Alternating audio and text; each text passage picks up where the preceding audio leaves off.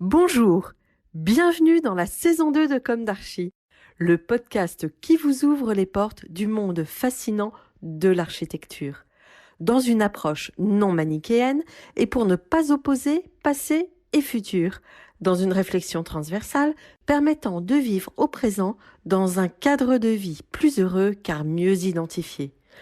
Carpe diem.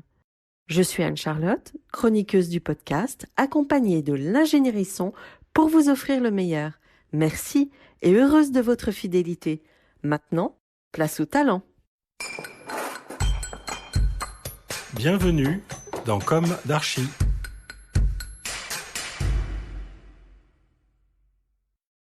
Chers auditeurs, ravis de vous retrouver aujourd'hui en compagnie de Monica Capel. Bonjour Monica. Bonjour Anne-Charlotte. Bienvenue dans Comme d'Archi. Merci. Vous êtes architecte d'intérieur et designer, à la tête de votre propre agence, laquelle porte votre nom.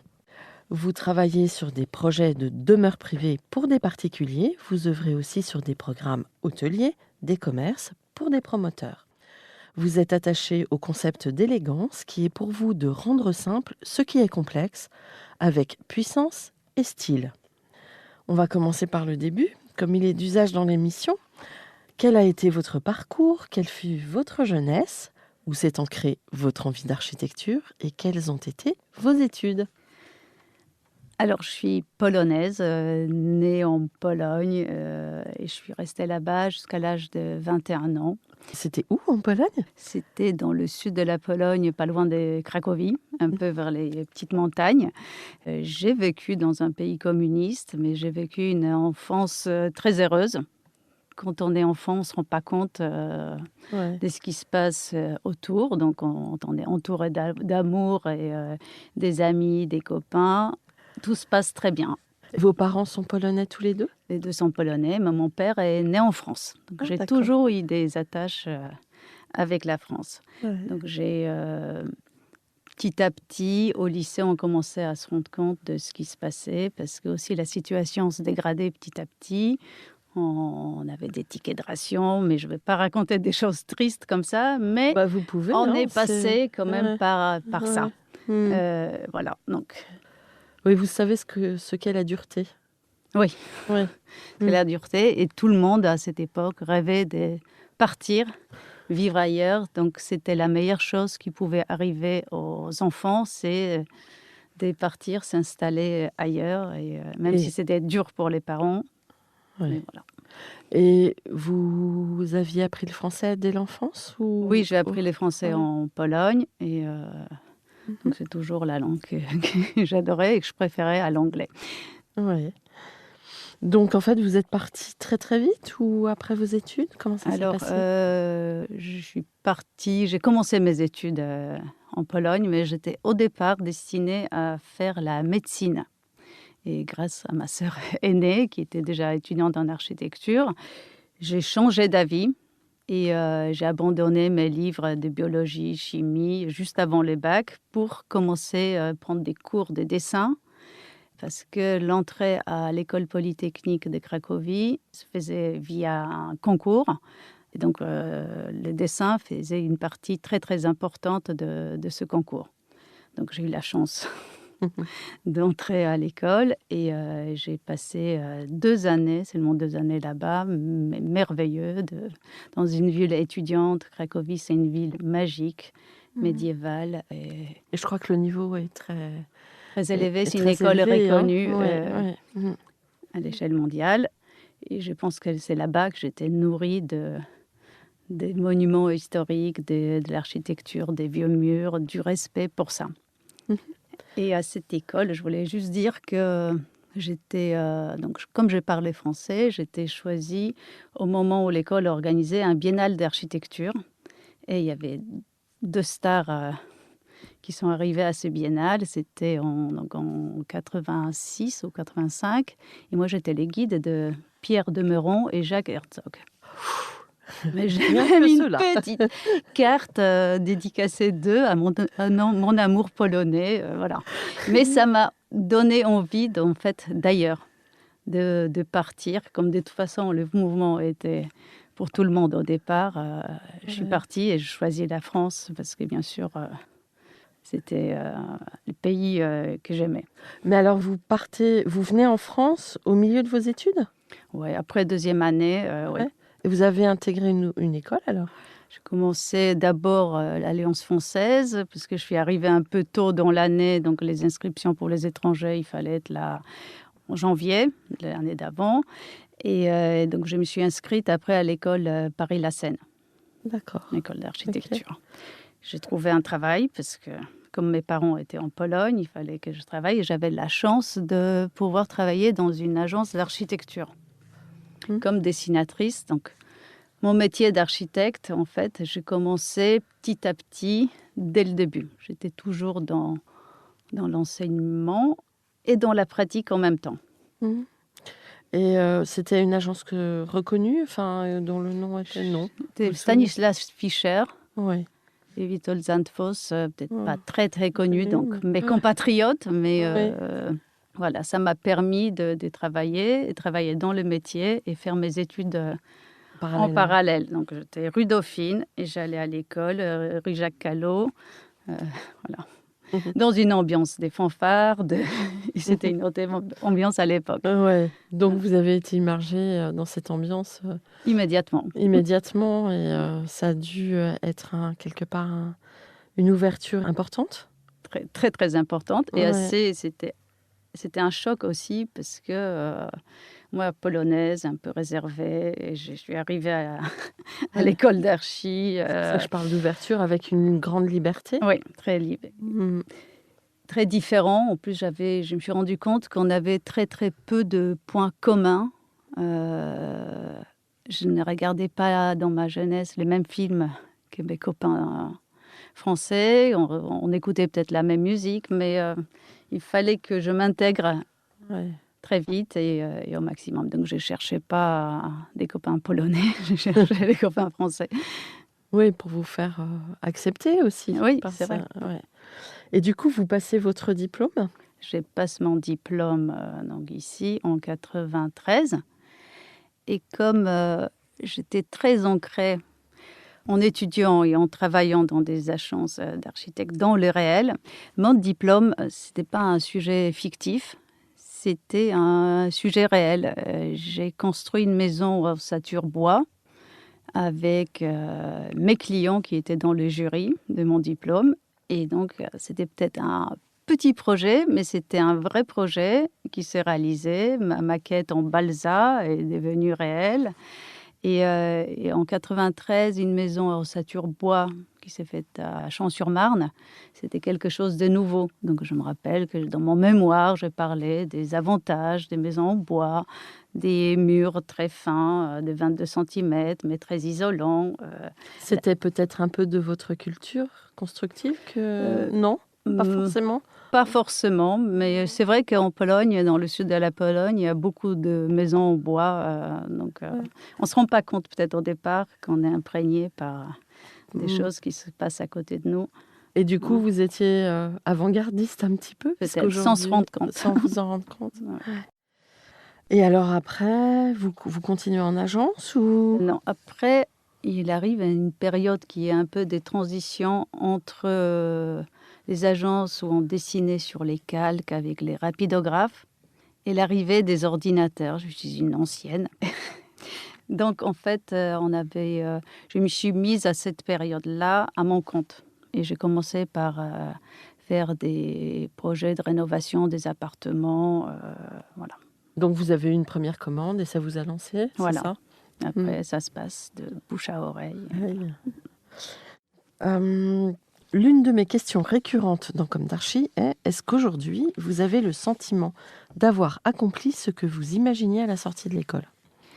Alors, je pensais au départ que j'allais, comme tous les architectes, construire des gros bâtiments tout neufs, tout propres, voilà. Et c'est pas du tout le cas. Je m'imaginais jamais faire des rénovations, d'être dans l'ancien. Même au départ, je pensais que c'était très compliqué, tous ces dessins avec des murs dans tous les sens, avec des traits pas droits. Et en fait, maintenant, j'adore ça. Et Et j'aime bien, en fait, travailler dans des bâtiments qui ont déjà une âme, déjà une histoire, et en fait, la découvrir et la sublimer. Peut-être que votre appétence que vous aviez pour l'histoire dans vos 2 premières années, Ça a dû jouer, ça sûrement. ça a dû vous Ouais. apporter beaucoup, plus peut-être que la majorité des Français? Parce qu'ici, on n'est pas enfin, je crois qu'en France, on n'est pas vraiment penché sur l'histoire de l'architecture. L'Italie, là-dessus, est beaucoup plus avancée que En nous Pologne, oui, c'est vrai que et moi, peut-être en 2 ans, j'ai pas eu tous les cours de l'histoire d'architecture et l'architecture on avait des cours de l'architecture régionale où il fallait respecter, en fait, tous les codes, les maisons à la montagne en Pologne, il fallait que le toit soit de telle forme, fait mmh, avec tel matériau, voilà, donc on respecte énormément tous ces aspects-là. ouais. Donc oui, vous avez découvert cette, appétence pour, les lieux chargés, d'âme et d'histoire et du coup, aujourd'hui, vous concevez, des espaces, domestiques. Comment ça se passe, retravailler sur l'existant et répondre aux rêves du client? Alors, moi, je trouve que l'architecte, nous, on n'est pas une star face aux clients qui achètent un bien et qui veulent aménager pour eux. Donc nous, on est là pour les accompagner au mieux et sublimer leurs rêves et leur permettre de réaliser ce qu'ils ont envie, eux. Mmh. Donc je suis très, très à l'écoute de mes clients, du mari, de la femme, des enfants. Je leur dis qu'il faut absolument qu'ils expriment tous leurs désirs au départ, même s'il y en a trop, même s'il n'y a pas des moyens financiers pour les accomplir tous. Mais il faut tous les dire, les mettre À sur plat. à plat et faire des choix après pour ne pas avoir de regrets plus tard. Mmh. Et j'ai des clients qui ont des goûts différents des miens, qui au départ n'est pas toujours très facile parce que c'est pas toujours ce que je ferais moi, mais en fait, j'essaye de mettre en valeur ce qu'ils ont envie d'avoir chez eux et finalement, à la fin, j'apprends. Sinon, je ferais, toujours la même chose, en fait, parce que quand on aime quelque chose, c'est difficile pour soi-même Ouais. d'inventer d'autres choses. Donc c'est en fait mes clients qui m'enrichissent à chaque fois. Mmh. Déjà, ils vous donnent quelques tendances Moi, ou je comment? demande qu'ils me montrent Mmh. ça, qu'ils me Mmh. disent qu'est-ce qu'ils aiment comme couleur, quels matériaux, comment ils vivent, est-ce qu'ils mettent beaucoup d'eau en sortant de la douche ou non, comment ils sont, est-ce qu'ils sont soigneux? Parce qu'en fait, il faut que ça soit aussi beau, Mmh. pratique, facile à vivre, et voilà, et que ça leur plaise, et que ça leur ressemble aussi. Voilà, je ne me fais pas plaisir moi, c'est eux qui vont habiter, dans ces lieux. Et du coup, vous réalisez aussi, des hôtels. Oui. Vous avez dans vos références aussi des bureaux, des commerces et je crois que là, vous terminez un hôtel, à Cassis, c'est ça? Oui, Un bel hôtel? oui. L'hôtel s'appelle Les Roches Blanches. Mmh. C'est un hôtel 5 étoiles. C'est un projet qui date de 2016. Cet hôtel fait 2500 mètres carrés. Il était entièrement rénové pour une ouverture en 2018. Rénovation complète, les planchers, les structures, parce qu'au bord de mer, tout s'abîme très très vite. J'ai créé une nouvelle piscine. L'hôtel au départ avait 24 chambres. Il a été agrandi, on a fait 36 chambres, exploité tous les espaces possibles pour, pour rajouter des chambres parce que c'est très très important pour un hôtelier. Il a 3 restaurants aménagés et décorés. J'ai eu énormément de chance de pouvoir m'occuper pour ces projets du permis de construire, de la construction, suivi de travaux, de la décoration, de l'achat des matériaux, d'achat des fleurs, des cendriers, et tout, Oui. jusqu'au dernier détail. Et Ouais, quand on s'est parlé, là, très récemment, vous me disiez que vous aviez des fleurs pour l'ouverture. L'ouverture. L'hôtel réouvrait ses portes là, les 13 mai, donc je suis allée cueillir des fleurs dans la campagne à Cassis pour le mettre dans les petits vases du bar. Bon. Donc je pense que vous choyez vos clients. Oui, tout détail compte, donc c'est Ouais. très très important. Ouais. Donc quand je suis arrivée le matin, il n'y avait pas de fleurs. Je suis allée immédiatement les chercher. Et en fait, cet hôtel, donc, il a été réouvert en 2018. On a créé le spa, les chambres, la piscine. Et là, actuellement, je suis en train de faire un agrandissement de 9 chambres et suites qui devrait être fini là pour cet été. Donc c'est 36 plus 9 maintenant. Oui. Donc vos clients étaient très satisfaits. Si Oui, vous ils en adorent. rappelez. Ouais.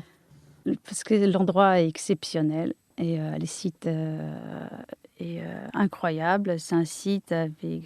L'hôtel est posé sur un rocher avec une vue à 180 degrés sur les villages des Cassis, sur les Cap Canailles, c'est la plus haute falaise de l'Europe, avec les rochers orange magiques, et la vue sur les larges vers Marseille.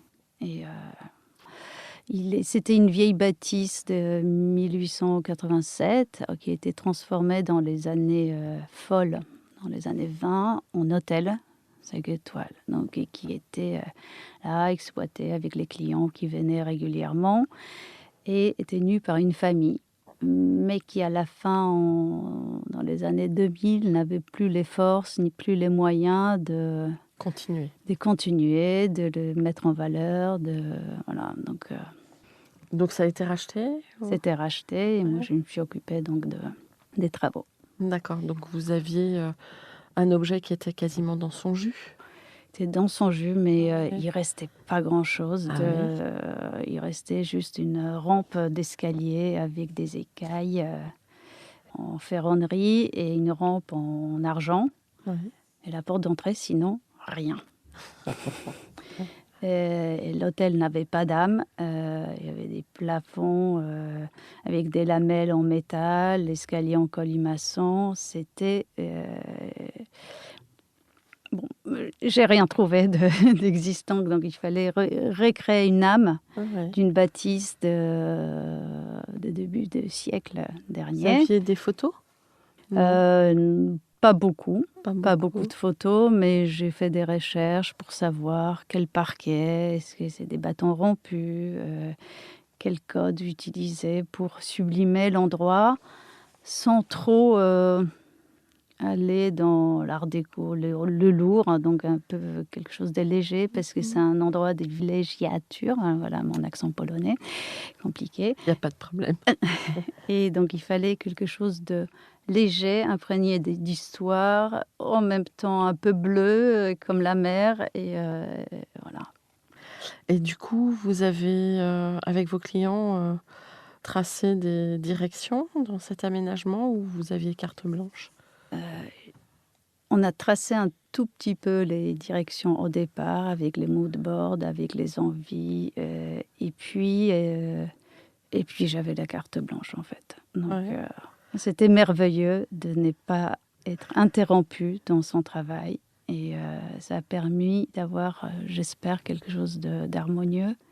Comment vous pouvez définir le style que vous avez développé dans cette réalisation?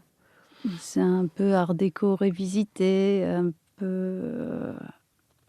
Dans les couleurs, les ambiances? Dans les couleurs, c'est du bleu comme la Méditerranée. J'ai ramené la douceur et un peu de chaleur avec du velours. J'aime bien les velours très poudrés, mat. Ils sont peut-être pas faciles à vivre, mais ils sont très très beaux. Oui.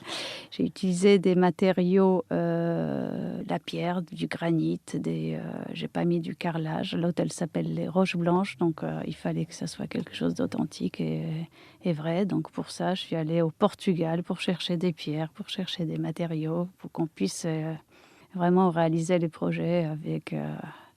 parce que côté financier aussi, c'était important. Voilà. Ouais. Alors du coup, ça c'est un projet qui vous a pris beaucoup de temps ces dernières années. Oui, mais ça continue d'ailleurs. Et du coup, comment s'est un peu déroulée votre trajectoire par rapport au projet? Vous avez commencé donc par des aménagements privés, puis petit à petit, comment ça s'est passé? Alors, j'ai toujours accepté des sujets, très, très différents. Donc les appartements, des maisons. J'ai fait une maison à l'île de Ré, une maison à Deauville, une maison à Cavalières. Moi, ça m'a toujours fait voyager, donc j'aimais bien, en fait, pouvoir m'évader une fois par semaine, changer de région. Donc j'ai trouvé ça sympa et en plus, ça crée des liens avec les clients. À chaque fois, c'est une vraie aventure, en fait, Mmh. entre l'architecte et les clients. De quel, projet en dehors de celui de Cassis vous aimeriez, parler un peu plus?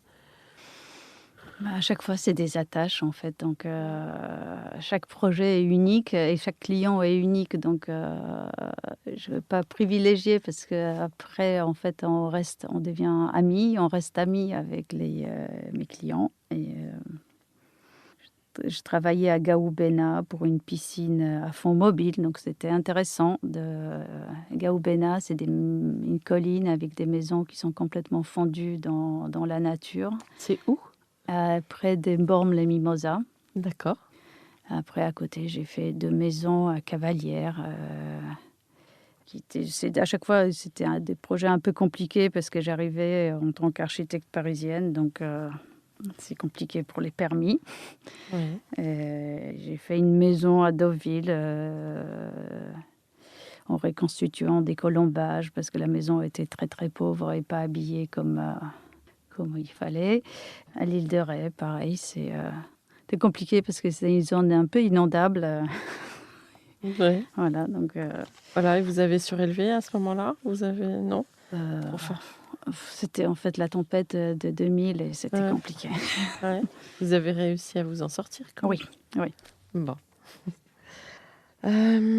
Alors, comment est composée et organisée votre équipe de Alors, nous sommes 6 à l'agence avec moi, 3 architectes, des PLG, 2 architectes intérieurs et une assistante. et du coup, c'est vous qui allez chercher vos projets ou Oui, c'est moi qui qui vous occupez de votre développement? développement et après en fait, j'attribue les projets à chaque, architecte et après de toute façon, on travaille tous ensemble parce qu'on a besoin d'avoir l'œil de l'autre Mmh. et de l'aide parce De que c'est confronter vos ouais. idées? Ouais. Donc vous avez une équipe assez fidèle ou ça Heu dépend? non, l'équipe elle est assez fidèle, mais c'est vrai qu'à chaque fois, c'est des jeunes, en fait, donc souvent, voilà, par exemple, il y a avec les confinements, ils ont envie aussi de quitter Paris, donc j'ai quelqu'un de mon équipe qui va aller vivre ailleurs parce que c'est difficile, avec sa famille, ses 3 filles, de rester dans Paris, donc on est un peu triste, mais voilà, c'est comme ça. Mais Mince. sinon, ils sont fidèles, ils restent, Chez vous? chez moi, ouais. Bon. Hem, Quel est votre point de vue, sur, l'actualité aujourd'hui? Est-ce que vous rentrez dans les tendances, dans les Je ne sais pas, je cherche pas vraiment à rentrer dans les tendances. En plus même en déco, j'essaye surtout pas faire la même chose que tout le monde. ouais, J'ai pas envie des boutiques hôtels avec, tout le monde la même chose parce que c'est la tendance. Voilà, j'essaye de faire autre chose. vous allez chiner aussi des du Oui, ah ouais, ouais, les Roches Blanches, on est allé, l'île sur la Sorgue, on a chiné des vieux portraits, des canapés, on a acheté un pont parce qu'il fallait les codes des années folles, donc on a un pont empaillé, dans le hall de l'hôtel, donc il y a tous ces objets-là sont très, très importants. ouais. Donc chiner des antiquités, chiner aussi des matériaux. Je suis retournée à Cracovie pour acheter des lampes art déco, là-bas. Il y a un producteur qui, depuis, des années, fabrique ça, les meubles et les lampes. Il me les a fait sur mesure, donc c'est assez magique. Hem, Quelle matière vous aimez travailler? Alors moi, j'adore travailler des vraies matières. J'aime bien la pierre, j'aime bien le marbre, le bois. Je déteste les PVC, et voilà, des vraies matières qu'on peut toucher, on sent une énergie, on sent la chaleur, le froid. Donc en fait, quand vous vous retrouvez devant par exemple des huisseries anciennes qui sont récupérables, Ah oui, j'essaie vous de les allez les garder. récupérer? Oui. Si on peut rajouter juste le double vitrage Vitrage? pour plus de confort, on le fait. Voilà. Si on peut récupérer les anciennes crémones, on les récupère. Voilà. Mmh. On restaure, on récupère. Je crois aussi que vous avez travaillé à l'étranger, et notamment pour un groupe assez important? Oui, alors je travaillais d'abord à Paris pour un groupe de promotion Emerige, pour les rénovations et décorations des appartements. Et après, ils m'ont demandé de s'occuper des appartements dans les immeubles qui étaient achetés à Barcelone. Donc, c'était très, très intéressant de voir d'ailleurs d'autres façons d'aménager les appartements du coup, en Espagne avec des espaces différents, dédiés au personnel, en arrière-cuisine. Et en plus, ça m'a fait aussi voyager, donc j'ai adoré ça. Vous avez revisité Gaudi? Ah oui, bien sûr. Ouais. Et vous n'avez jamais été faire un projet en Pologne? Non, Non. j'ai une sœur qui est architecte là-bas, je lui laisse. La main sur la Oui, Pologne. voilà. Bon. Et elle s'en sort comme il faut? Très, très bien, parce Très qu'en bien. plus, elle a commencé son métier, c'est elle qui m'a fait venir en architecture et elle a commencé à travailler là-bas, juste après, la libération. Mmh. Donc je dis la libération, mais dans les années où il y avait tout à faire et du coup, elle a construit des stades, des gros immeubles, Ah pendant oui. que moi je faisais des rénovations, voilà. Mmh. Et quand vous intervenez sur ces demeures qui ont une histoire, systématiquement, j'imagine que vous allez faire des recherches historiques? Et oui, j'avais un hôtel particulier avenue Kléber à rénover et à agrandir. Donc pour pouvoir l'agrandir, on est allé chercher dans les archives nationales, la preuve que dans la cour derrière, il y avait une construction. Donc grâce à ça, on a pu obtenir les permis pour, faire l'extension, derrière, voilà. Mmh. Est-ce que certains clients viennent vous chercher juste sur de l'aménagement intérieur? Oui. Ça arrive? Ça m'est arrivé. D'ailleurs, j'ai aménagé l'appartement dans une tour, unique, dans la tour unique, faite par le promoteur pour qui je travaillais avant et oui, donc ça m'arrive souvent de prendre ma casquette de déco, d'architecte d'intérieur et aménager les appartements. Ah oui. C'est finalement, c'est assez marrant parce que j'ai interviewé là, depuis quelque temps, pas mal d'agences d'architectes qui font de l'architecture intérieure. Vous pensez que c'est une tendance qui se généralise? Ou... Heu, Nous, on n'a pas tellement de contact avec mes confrères. Mais Oui, en tout cas, moi, je trouve que c'est un côté très plaisant de notre travail, en fait. Parce oui, que quand on est architecte, on a un côté dur à faire, les permis, les démarches administratives, et après les côtés sympas et les finitions, mettre les rideaux, choisir des tapis, choisir des lampes, ça nous échappe. Donc je pense que les architectes aiment bien aller un peu plus loin vers cet univers-là et on apprend au départ parce que c'est pas dans notre formation, mais quand on commence à se faire l'œil pour bien choisir les couleurs, pour bien associer les matières, je trouve ça très agréable comme travail, voilà. Mais c'est bien d'aller pouvoir jusqu'au bout, pour pouvoir aller jusqu'au bout. mmh. Vous faites du design d'objets? Ça vous arrive? Non, Non, non, pas encore, mais on ne sait non, jamais. on sait jamais. Est-ce que vos clients vous parlent d'écologie? D'écologie au sens, entre guillemets, urgence climatique. Est-ce que vos clients vous en parlent un peu ou pas du tout? Ça dépend. En Ça fait, dépend. ça dépend vraiment des personnes. Donc j'avais des clients précurseurs en écologie, donc ceux de la maison, Ouais. en Saturbois. c'était des Hollandais. Ouais. Ils sont un peu plus sensibles à ça. Et maintenant, les clients, ouais, je ne sais pas. Ça dépend vraiment des personnes. Donc, c'est plus nous devons les ramener sur ce sujet et conseiller. Ouais. En même temps, quand vous travaillez sur de la réhabilitation et que vous allez chiner des objets anciens, vous rentrez pas dans un processus de consommation, mais C'est plutôt vrai. Et donc et vous rentrez dans la durabilité. oui, je pense que dans le futur, il serait bien qu'on démolisse moins, Mmh. qu'on respecte un peu plus, ce qu'on a déjà construit, ce qu'on a déjà parce que c'est tellement facile les tonnes des gravats quand on va partir, ça fait vraiment mal au cœur, il faut respecter les matériaux qui sont déjà posés, les beaux parquets, les moulures, il faut respecter les bâtiments, en fait. Ouais, donc vous êtes quelque part déjà dans la réutilisation? Oui, bien Ouais. sûr, Mmh. Mmh. Comment, imaginez-vous justement, on parle d'écologie, comment imaginez-vous le monde d'après?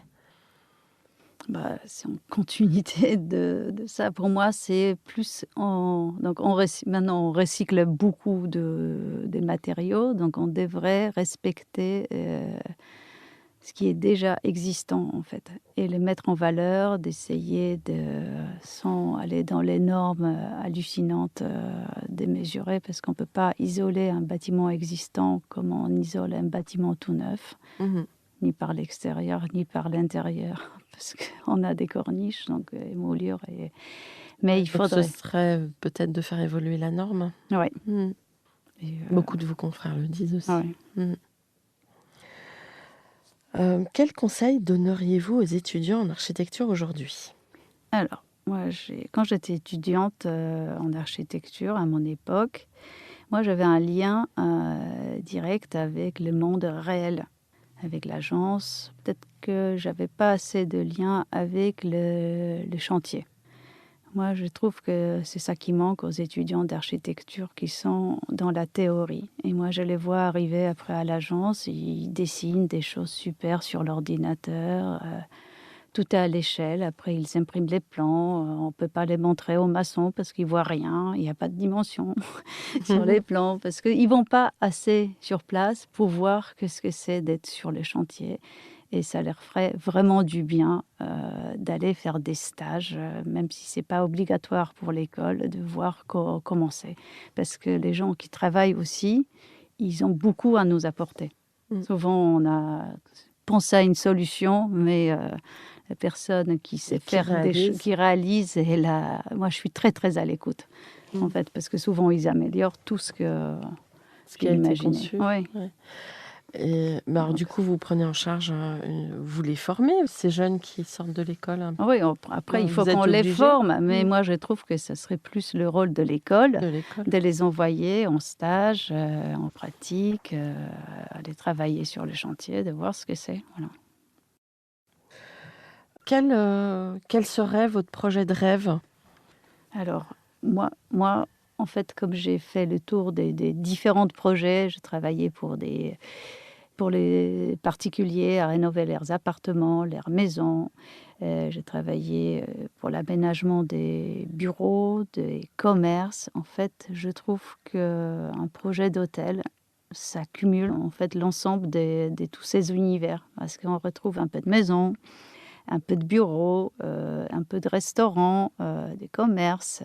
Il y a énormément de contraintes, dans un hôtel. C'est un Donc ça concentré d'une vie. Donc j'aimerais bien refaire, un autre hôtel, mmh, oui et ça réunit tous vos savoir-faire. oui. Bon, on lance un appel. Merci. Merci beaucoup Monica. Je vous souhaite, plein de nouveaux beaux projets, hein. Je crois Merci. qu'on va vers un réveil après cette pandémie et je pense que tout le monde va prendre plaisir à refaire des tas de choses. Mais c'est déjà le cas parce que, comme les gens sont restés beaucoup chez eux, ils ont Ouais. ils ont Mmh. envie vraiment s'occuper de leur intérieur. Ils ont compris ça, que la vie ne se passait pas qu'au bureau. Ouais. Merci beaucoup Monica pour votre Merci, hein, témoignage Charlotte. et à bientôt pour, notre prochain numéro de Comme d'Archi. D'ici là, prenez soin de vous. Au revoir. Au revoir, Anne-Charlotte.